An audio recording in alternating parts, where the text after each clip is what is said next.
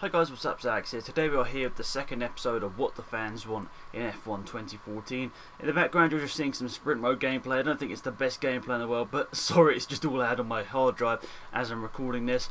But yeah, this is the episode talking about the multiplayer, and it goes back to a video I uploaded about 2 or 3 months ago talking about the multiplayer and what I wanted.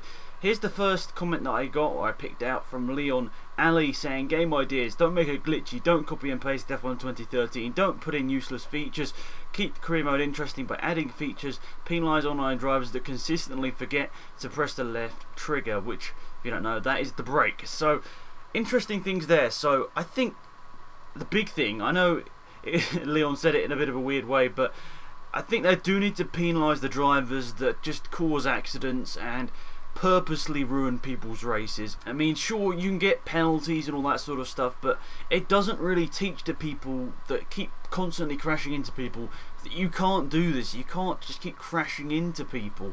So I think there needs to be an option, as Leon says, penalising the people that just crash you off the road, smash into you, and just don't really care about, you know, finishing the race. They just want to take people out. And there needs to be an option, or I think it should even be built into the game. If you say you get 2 10-second penalties in the game, that you should get maybe like banned for one race. I mean, sometimes the game's wrong, sometimes you get penalties when you shouldn't have, but I say most of the time, but generally the penalty system isn't that terrible.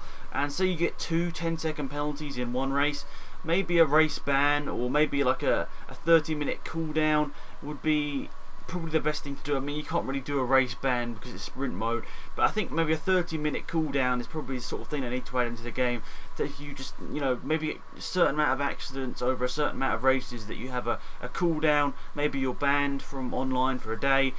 I know it's sounding quite, you know, harsh, but they got to tackle this problem, which is people just, you know, constantly ramming people off on online.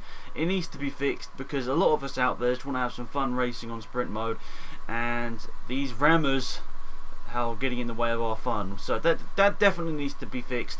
And as Leon says, you know, they got to be penalising those people that just keep forgetting to brake, keep crashing into people, as after 4 games now it is getting slightly ridiculous. Probably the shortest comment I've ever seen from Durs, 2 words, dedicated servers. So yeah, that's pretty cut and clear what he wants, dedicated servers in the game.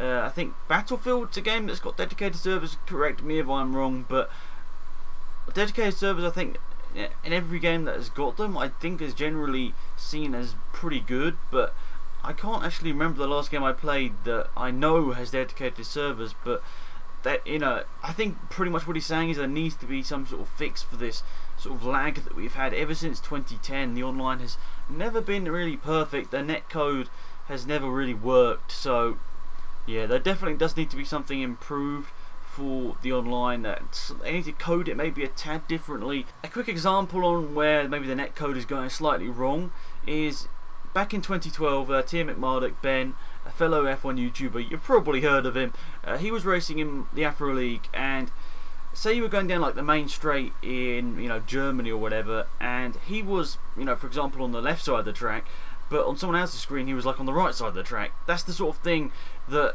happened in that game. It was just sort of a little bit wrong, and I think, you know, obviously because everyone in that league was pretty much from England except from Ben, who was over in Australia. So I think, yeah, there needs to be something. I don't know how they do it, but some games get it right. I mean, Call of Duty generally gets it right, but make it so that we can play against people in different countries, because there are, you know, F1 fans all around the world, and we, you know, obviously in leagues and stuff, not everyone's from the same country. So something needs to be fixed on the online that makes the lag just disappear. It's an impossible task on their end to get it perfect, but there must be some way to make it just a little bit better.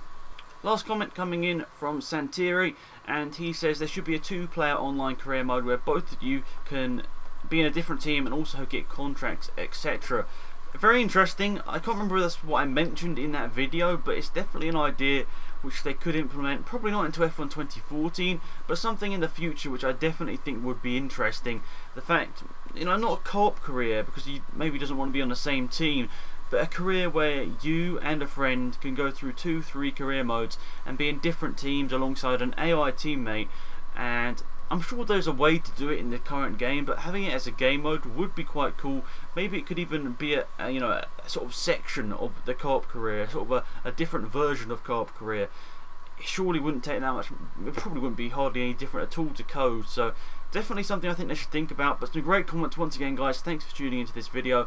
Hopefully you enjoyed it. Remember to like the video and subscribe if you haven't already.